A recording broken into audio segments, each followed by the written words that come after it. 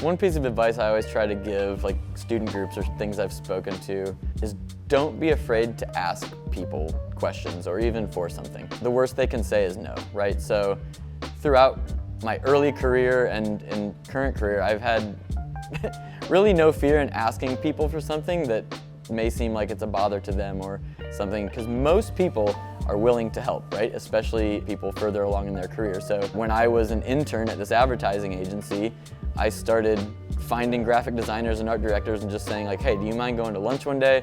I'd love to just pick your brain on what you went to school for, what you do, like, and figure out what are these creative careers.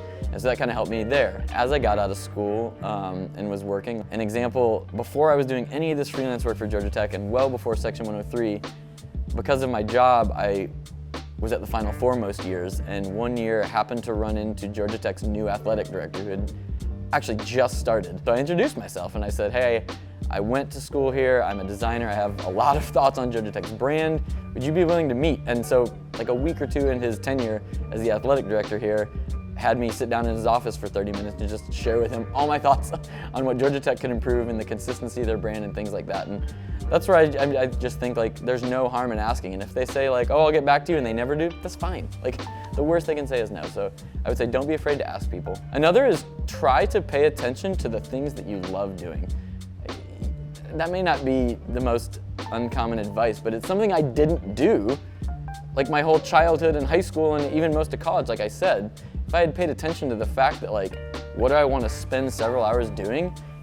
It came down to creating things and designing and making things, but I didn't know that. You know, I knew that I made websites for fun, I knew that I made t-shirts for fun, I knew that I made fake basketball and football teams and video games for fun, but I never like pieced together like, if I have free time, what do I want to do? It was that.